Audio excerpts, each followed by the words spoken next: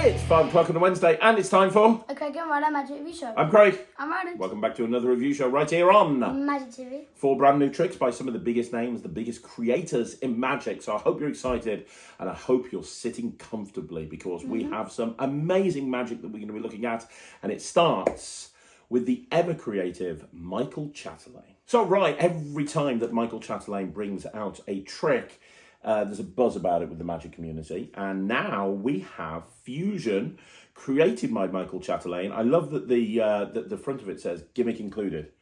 It's like, what, you were just selling an envelope? You had to point out that the gimmick's included. Oh, I'm so glad about that. So this is... I'm so happy that the gimmick's included. So this is Fusion. I don't know what I would have done if it wasn't. Exactly. So here's what Fusion is. Fusion is a way of changing one card into another card. Now, there's a whole routine around it, or you can just do it as a quick visual change for Instagram. And that's what Ryland did. You took this and you did a very quick routine for Instagram. You kind of had the prediction in an envelope. We'll talk about other ways you can do it in a bit. But if you want to see what this change looks like, here's the video that Ryland filmed for Instagram. Yes, I got my dad behind the camera. Dad, I've also got a prediction in there. A folded up playing card. So Dad, just say stop. Stop. There, are you sure? Yeah. Look at the card. Got it? Got it? Are you sure? Okay, right. Are they all the same? They're not. No, they're not all the same. You can see they're all different. Okay, they are all different, Okay, yeah. Yep. Now, as I said, I've got my folded up prediction in here. Now, was your card the 10 of hearts? No, mate, Truth. it Tell the wasn't. truth. No, it wasn't. It wasn't the Ten of Hearts. It no. wasn't. What do you mean it wasn't the 10 of hearts? It wasn't. It was not the Ten of Hearts. Whenever I did some magic and I turned it into this card, what was your card? King of Clubs. King Clubs. What? That card, right there. Yeah? Yeah. The King of Clubs. So that's the change. In essence, you have, and I'm going to try and do this without exposing anything. There you go. I don't know how I'm managing this. Terribly, I think. Let me just... Can you set this up underneath there, please, so that I'm not exposing it? Thanks. So here's the thing. You get a special card, and you get one special card, and the special card allows you to be able to do that change as close to self-working as you're going to get. There you go. Thank you. So it's a very, very, very deceptive looking change. You know, you've got this card and it's very, very fair because you can show both sides. Now, like I said, when Ryland did it, he had this in an envelope as a prediction. He said he folded up a card and put them in an envelope. When Mickael actually performs this, his favourite routine is to have it on top of the deck, have this gimmick card on top of the deck, and what am I talking about? Have it kind of do a switch for, you know, you're forcing the 10 of Hearts, for example, do a switch. Mickael talks about that in great detail, and then switch this in. But the actual change itself just looks so good. Don't you think that looks great? Mm-hmm. I mean, that is just, you know, when you get to this point and you see that, I think that looks awesome. Mm-hmm. Now, there's a few things that you need to know about this gimmick. The first thing that's worth noting about it is there's no invisible elastic thread or anything like that. A lot of the time when you're looking at gimmicks like this, one of the things we'll say is, well, this is probably going to fall apart at some point, but this is not going to fall apart. It's designed so that there's no invisible elastic thread. However, you do get thread inside here, because Mickael is going to teach you how to take this gimmick or take your own regular cards and construct a version of it that does use thread. So rather than rubbing the corner and have it change, you can hold the card up here and literally it'll change without you touching it, which looks good. But Mickael makes this point on the tutorial, and I agree with him. I don't think that's needed. I would rather not have the thread and know that it's not going to break. I don't think it removes anything by having the rub there. In fact, I think that's slightly more magical. Yeah, it is. Now, the card itself works flawlessly. The tutorial is very well done. No live performances. Oh, no, I think there is. Mickael goes through this with a fine-tooth comb. He explains absolutely everything. You can tell he loves this gimmick, and rightfully so. It's a great way to change one card. It's a great way to change one card into another card. I very much like the way you did it by having it folded up inside an envelope, because the one negative I found with it is if you have it on top of the deck and you follow Mickael's handling, it's actually quite difficult to do the double lift that he suggests when you've got that gimmick card on top, because it wants to fold itself up. So, you know, there's that to bear in mind. two other negatives that we should talk about. I don't know what you think about this. First of all, it's always going to be a king of clubs. It's always going to be a 10 of hearts, or at least each card varies, but ours is always going to be a 10 of hearts and the king of clubs. So you do this over and over again, you're going to get the same card chosen over and over again. Now you can probably get around that by buying a couple of these, but then it becomes expensive. But that's the first thing that you need to be aware of. Maybe not a negative, but something that's worth noting. The second thing, and I want to ask you this, because I haven't asked you yet, and I'm really interested to know what you think. Honestly, what's the difference between this and a double lift and just changing the card like that, or a top change, or an Erdnage change, or something like that? What does this add? Because, first of all, this is a very pretty colour change, but the shapeshifter is a very pretty colour change. The duck change is a very pretty colour change. There's a lot of very pretty colour changes that doesn't require a gimmicked card. It's not like there's a routine with this that makes it so that you couldn't do this routine unless you had the gimmick. If you wanted to do this routine with a regular deck, you could do exactly the same routine, use a shapeshifter or use an Erdnage change, or even do a double lift and just have the spectator hold the card. Or if you want to use a folded up card, just have a card that's finger palmed and switch one for the other and then give it them and get them to hold it in their hand and it changes in their hand. There's a million ways of doing this, but without needing a gimmick. Not only that, I'm keeping you away. Not only that, this can't be a signed card because obviously the gimmick is changed. You know, when you make the king of clubs appear, it's the gimmicked card. So you can't do a signed card. You could have used regular sleight of hand. So I don't want to be one of those people that says, oh, you should be a purist and not use sleight of hand. But my question to you is, do you think this really adds anything? Not really. I don't think it does. I love doing card magic. You do not love doing card magic. I love doing card magic. And one of my favourite things to do is change one card into another. I would just do that. I change. I do that all the time. I did it I at know you school do. recently. I know you do. I know Like you do. literally Friday. Yeah. Literally Friday. Not bad for someone who doesn't do card tricks. Sure. But no, that's the point. You don't need this gimmick in order to change one card into another. Now, does this look amazing? Yes. Do you have a nice display where you're showing a 10 of hearts? Yeah, it looks great. But there's a million other ways of achieving that same thing.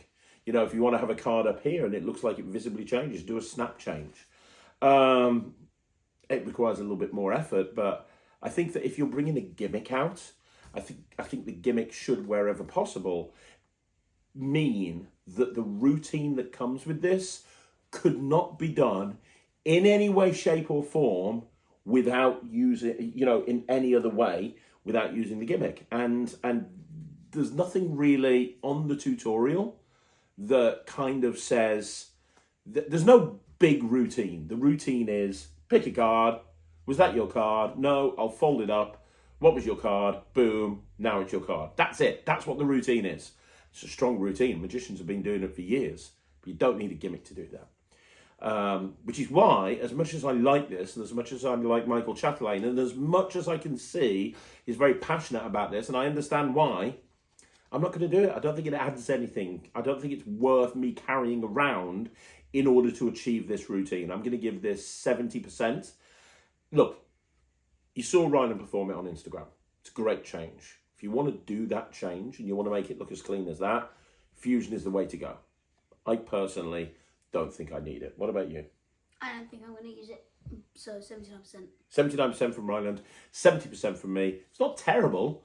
It's just there's other ways of achieving the same thing that doesn't require a gimmick. Okay, so next up we have the ultimate bottle production by your friend Richard Griffin.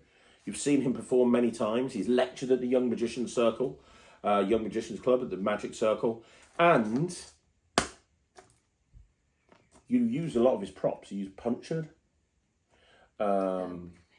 Briefcase. The briefcase, Yeah. the bowling ball from briefcase. Yeah. And now, Use yeah, this, well, yeah. you can talk about that in a minute. So this is the ultimate bottle production. This is amazing. Let me just read the thing at the back. It's great for making Effect. this stuff appear. Produce any bottle, small or large, from a see-through scarf. No body loads, easy to do. Perform any time during your act. Perfect for parlour or stage. You receive a specially made scarf. Use your own bottle. Please note you will need to wear black as part of your outfit to perform this routine. That's cool because I'm wearing a black school uniform. I know you're wearing a black school uniform. So you get this in two sizes. You get small and you get large. So you get two sizes for this. The large is like almost like a 1.5 litre bottle of soda or a like a champagne bottle or a wine bottle or something. The small one is for something the size of a prime bottle. Or like a 500 ml or like soda one of them bottle. like tiny glass Coke bottles. Exactly. Now I'm using this in my act actually. I know you are. That's why I got to drink it all. Ryland performed this in for Instagram the other day. Hey, just realised I'm using this in my act, and I'm making it appear. In that, With that? yeah, we can talk about that in a minute. So Kind of cool. it is very cool. So let's have a look at the video that Ryland did for Instagram. So you can see what this looks like, and then after you've watched the video, we'll bring it back and we'll talk about the pros and cons. Mm-hmm.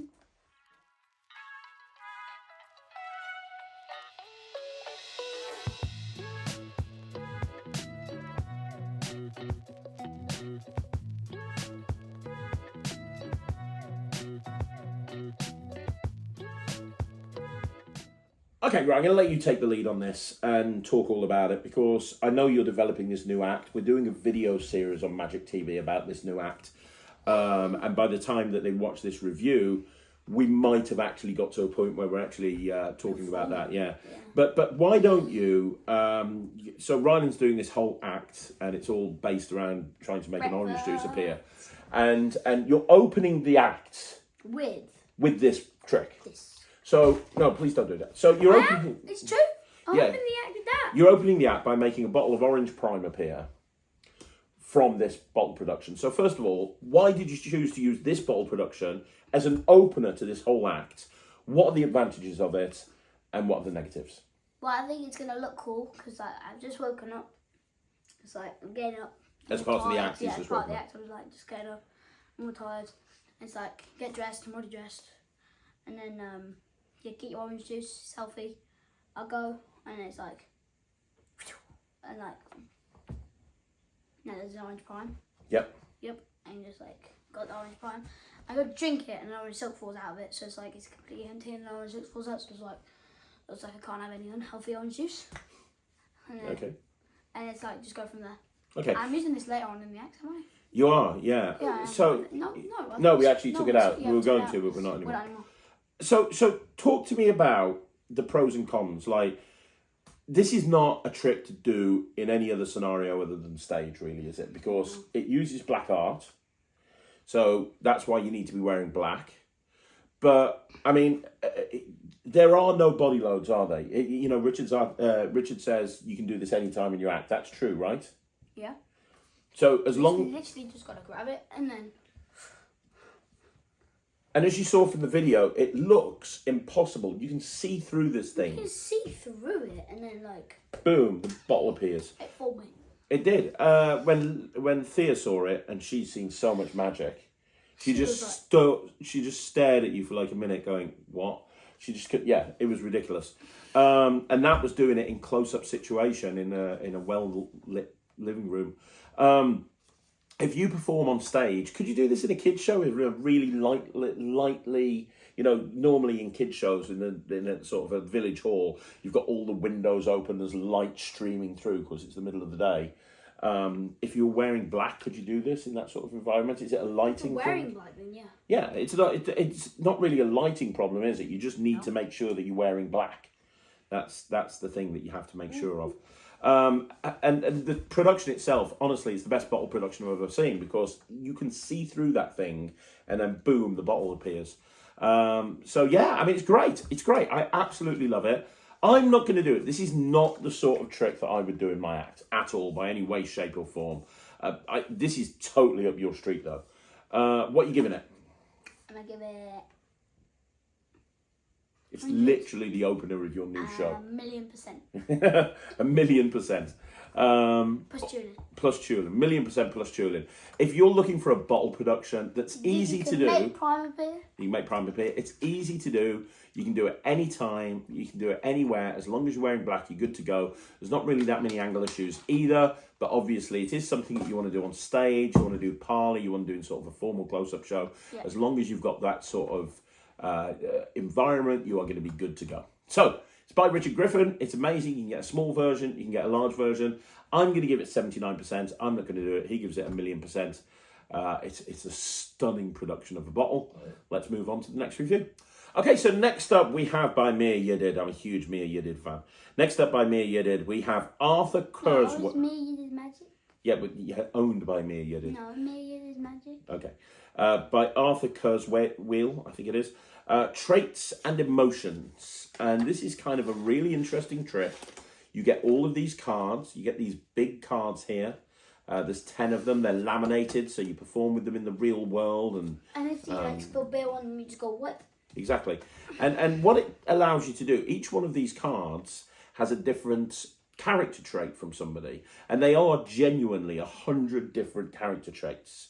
And they are genuinely all different. There's no repeat or anything. When I first saw this, I was like, okay, this is going to be some sort of binary system. It's not a binary system either. It's a very unique method. Oh, great. Good to know. You're disgusting. 11-year-old boy is disgusting. It's a really interesting method based on mathematical principle that Arthur and Mia go through in great detail. It's a 1-hour tutorial, multiple live performances. Magic producers, take note. This is how you produce a tutorial. If you want to see a performance of it, Ryland filmed this a little while ago. So let's have a look at the performance, and then after the performance, we'll talk about the pros and cons. Dad, I want to try and do something amazing. Okay, so I've got these 10 cards here, 2 rows of 5. I just want you to think of someone that you really like. Okay. Okay. And then think of them, and I want you to think of what would describe them, and then find it on any one of these. Okay. Anyone? I've got it. Where is it? Which one? It is on that one over there. That one. Oh, that one. Okay. Yeah. Are you sure it's on this one? Yes. Okay. Now, we're gonna take them. And are you okay to mix them up with one hand, or would you like me to mix them up? Usually, it might be easier for you to mix them if that's okay. Usually, obviously, you would mix it, but obviously, you got the camera. Okay, so we're gonna mix these all up. So they put them in the middle of them. Okay, so they're all mixed up. Do you want me to mix it a few more times? That's fine. Now we've got the same on the back. So I want you to think of that same emotion. Okay. Yeah. And then find it on these cards. Okay. Okay. I'm looking for it. You got it? No, not yet. Yes, I've got it. Okay, which one's it on? The one nearest you, right there. Oh, this one. Straight in front of me. Okay. Now, I'm going to try to figure out what your emotion is, okay? Okay. So, you're thinking of someone... that you would find very brave, yeah? Yeah. Sort of, yeah. So, are you thinking of the emotion fearless? Yes, I And am. who are you thinking of? Indy. Of course you are, Indy. My favourite puppy in the whole world. What? So that's the performance. Now, here's the thing. It is very, very good. There's a couple of... And what you saw, that is how it looks every single time. They literally can pick any one of those traits. You turn them over. You tell them to tell you which card the trait's on. And with no memory work, with no fishing, with no nothing, you can immediately tell them the word that they're thinking of. It is very, very, very direct. They can mix the cards up themselves beforehand and afterwards. It's very, very clean. And Arthur, when he's doing the multiple live performances, he talks about how he tells them to think of a person and think of a trait that they can assign to that person. And he talks about cold reading. He talks about how you can get them to write their name down and do a peek and build into more of a mentalism act if you want to. But in essence, this is what's going to happen. You're going to have them think of a character trait and you're going to tell them what the character trait is. Couple of things, really seriously, stop. That was an accident. So is that. Honestly, you're disgusting. You're disgusting, Sorry. and I'm seriously considering not having you on the show anymore. Sorry. So, if only Come Back David Penn, all is forgiven. So, things to note. First of all, this is not a walk around piece. You gotta deal these things onto the table. Now, you gotta deal these out. Yeah. Now, could you do this in the hands? Potentially, you could have them. Get 5 people. You could just. Well, I'm thinking you could. No, what I'm saying is, I think you could go through them like this and say, "Do me a favor, stop when you see a card with a trait on it that you like." So they say stop here, and you go, "Okay, you sure you want that one? Great." Mix them up again. Mix them up. Now turn them over and find the card with the trait on it. Can you do that for me? And they go through this way. So I think you could do it walk around if you wanted to. I think this could be done as a walk around piece. Yeah. They don't talk really about that on the tutorial. They talk about laying it out. The other thing to bear in mind is this is a bit procedural. Now, that's not a problem as long as you can cover the procedure. This is not the sort of trick that you would do in a, like a really busy gig where you've got like 100 people around and you're going to get around everyone really quickly. This is the sort of thing you perform where you've got a bit more time to sit down with people, that pipe and slippers moment. A private party at someone's house where you're just mingling around 30 or 40 people for a couple of hours. This is the sort of thing that would be perfect. You want to make sure, obviously they're quite big. They would fit into a back pocket. I've checked, but they are quite big. That's something you want to bear in mind as well. If you think about not your back pocket. If you're thinking about like this big. Yeah, if you're thinking about pocket space, this is something that you need to consider as well. And I think that the best use of this is in a longer mentalism routine. This would work quite well with evoke, actually, because evoke is all about emotions and it's all about, tapping into people's emotions. You could actually do evoke and at one point say, now, when you think about emotions, you also think about character traits and the sort of traits that a person exhibits. Can you do me a favor? Can you go through this and can you find a character trait for somebody who you're thinking of? Very good, great. Now do me a favor, can you find it on the other side? You can, there, great, awesome, good job. Now I've got this deck of cards with different emotions on them. Can you find an emotion that makes you, of how you feel when you see this person? And now write their name down. So now you've got 3 different methods that you've used, and now you can tell them the emotion that they feel about this person, the character traits of this person, and the person's name. I think this is the best use of this is when you put it into a longer routine.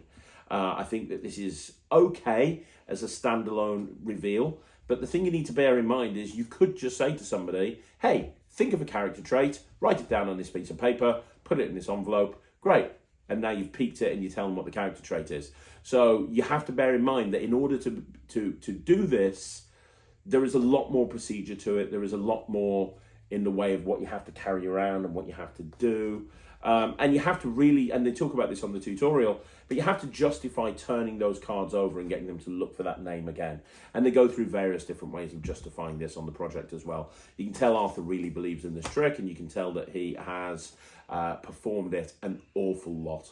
I'm going to, look, I originally thought I wasn't going to do this, but when I started playing around with this in conjunction with Evoke, it made me realise that actually I might do something with this. This is something that I might actually end up doing, potentially. But I'm not too sure. It's not going into my act straight away. I just might do it, which is why I'm going to give it 85%. It's really good. It works just like you saw Ryland do it. It gets 85% from me. What about you? 95% for me. You really like it, do you? Mm-hmm. Okay, cool. You know what you should do? Now you know the method. You should redo this. Instead of character traits, you should do it like with something else that you're really passionate about. Like Lego sets. 100 different Lego sets. 100 different Lego sets. And then you flip them over. It's a lot of Lego sets. And you flip them over and you could... I just built the Infinity Gauntlet. I know you did. I know, you just built the Infinity Gauntlet. It looks amazing. Is it Gauntlet? It is a Gauntlet, isn't it? Yeah, it is a Gauntlet. Yeah. Wipes out 50% of the life on the planet. But anyway. Daddy. Don't stack. Anyway, we got one final review, so let's wrap this up with one last thing. Okay, if you're not sitting down, sit down now, because if you don't, there's a very good chance you'll fall down. This is a Paul Gordon trick. It's called mixing your drinks. It's a Paul Gordon trick that does not use an Elmsley Gowns. Oh my God, I know. So this is called mixing your drinks. I can do it! This is called mixing your drinks, and what this is basically a packet trick based on a very old principle. And Paul's brought it up to date with a presentation all about drinks and the mixers that are used with those drinks. Now, I'm going to show you a performance of this now. I performed this to Ryland earlier. I'll show you a performance and then we'll talk about what we think. Okay, right, so I'm going to show you a trick. And I've got a prediction here. Look, you can see it says prediction. Okay. I can't really see it, but yeah. Okay, let me show you from your side. Prediction. Got it. Got it. So the prediction goes over here. And what I have here is I have 10 cards. And they've all got different drinks on them. But let me explain. I know you don't drink alcohol. So let me explain. These are all pairs. These are all pairs because what we have here are alcoholic drinks, right? So we have, and these are mixers. A mixer is what you have in the alcoholic drink. Okay. So over here we've got pink gin, we've got rum, whiskey, vodka, and lager. And we'll give them a bit of a mix up, right? So these are those, yeah. And over here we've got the mixers. Now let me explain. Coca-Cola tends to go with rum. You know, Matt has rum and Coke an awful lot as well. Oh, yeah. Orange can go with a lot of things, but in this case, we're putting the orange with the vodka. Because when you put orange and vodka together, you get something called a screwdriver, which is a drink. Lager goes with lime. What was a screwdriver? It's a drink. It's called a screwdriver. Lager goes with lime. So if you see lime, a lot of people have lager. You know, I drink lager sometimes. They have lager with a splash of lime. Tonic. How does that make sense? It just does. Tonic water Gin and tonic. goes with gin. Daddy Yeah, has you've that. heard of that one. I mean, Mummy has that. And soda water tends to go with... What was the last one? it's whiskey. Whiskey, yeah. Whiskey, that one right there. We'll mix this one up as well. So, boom. What we're going to do is... I forgot my coins. Can you go and get 4 coins for me very quickly and then come back over here? We're We're going to use 4 coins. Wait, what about Chinese coins? Yeah, have you got them in your pocket from the other review show? Right. 4 Chinese coins. Perfect. You're going to make... we're going to play an old gambling game, okay? Let me explain how it's going to work. It's going to involve these 2 piles of cards, and it's going to involve this prediction. Now, the idea is that you have to create a match. Okay. And Shouldn't be that hard. every time you create a match, you win, okay? And I want to see how many times you win. I think I'm going to know how many times you win. Okay. My goal is to try and get you to not win, obviously. Okay. Now, you use these to bet. And the idea is, the first round, you're going to use all 4 coins. Now, you could put all 4 coins here. And if you did that, you'd then take this pile and we're going to put 4 cards, one at a time, to the bottom. Now, if you put the 4 here, we'd put 4 cards one at a time to the bottom over here. If you put 1 and 3, we'd put 1 card to the bottom here, 3 cards to the bottom here. If you did this, it'd be 2 and 2. If you did this, it'd be 3 over there, 1 over there. Do you get the idea? Yeah. Your job is to try and get a match. You got it? So, how do you want to go in the first round? You're going to go 3 there and 1 there. Are you sure? Yeah. Okay, so let's see. We're going to put 1 there. So we've got soda water. Can you remember what soda water needs to go with? It's whiskey, remember? Oh, yeah. And so we've got 3 here. Oh, so 1, 2, 3. You got lager. So that is not a match. Wow. Lager and soda water would be nasty. So look, we've done 1. You've still got 3 coins left to go. You've won 1. So we're going to try it again now. So you can distribute those 3 coins however you want to. All 3 there, are you sure? Yeah. So you got rum. With rum, we need Coke, don't we? Yeah. So 1, 2, 3. Yes! Boom! Rum and Coke. Get in. So you've won 1. You've lost 1. So now we've got 2 left. I've lost the whiskey. And I've lost whatever the lager goes. Okay, we'll try again. How are you going to use those 2? Oh. How are you going to use those 2? Well, if I lost the whiskey already, I might as well go there. You're going to go here. Both of them here, yeah? Wait. Yeah. Both here? Okay. So I 1, messed up. 2, vodka and tonic. Technically, you can have vodka and tonic, but we said the vodka was going to go with the rum. So, that's that one. You got 1 left. How do you want to play Vodka it? goes with rum. No, vodka and tonic. Vodka can go with tonic, but we said the vodka was going to go with the orange, so that's a loop. So you've lost that one. So, last one. What do you want to do?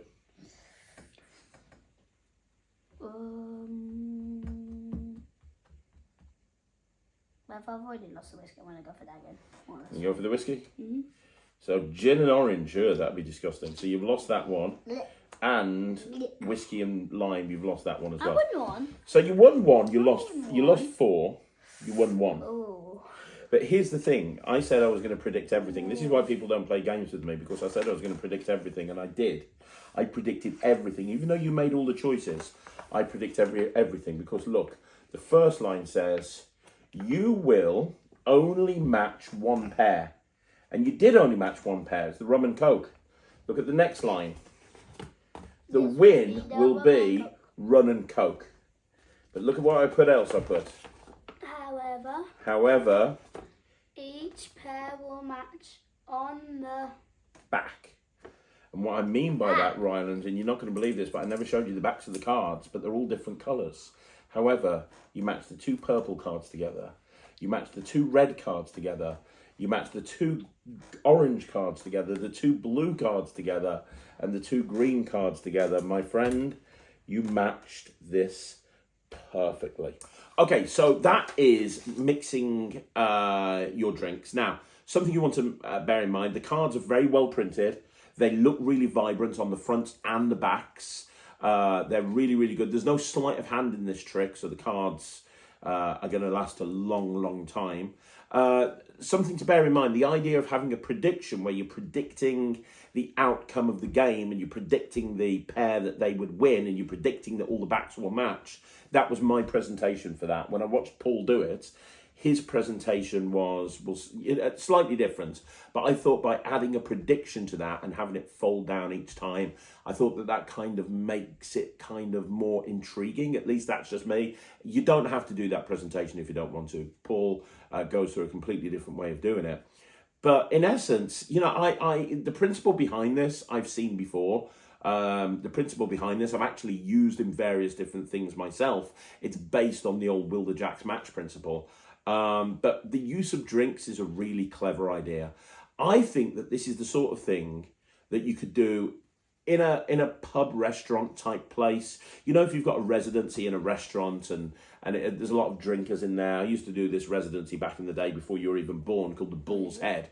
And this would have been perfect for the Bull's Head. You perform this for the right... Is that still a thing? Yeah, it's in Stoke-on-Trent. You perform this for the right group of people. You perform it in the right way. You perform it in the right environment. I think this will get a really good reaction. Look, it's not a closer. It's not an opener. It's not one that's going to shatter people's reality. It's not going to be the best thing that people have ever seen, but it's a solid piece to put into your act. And also, this is all you need.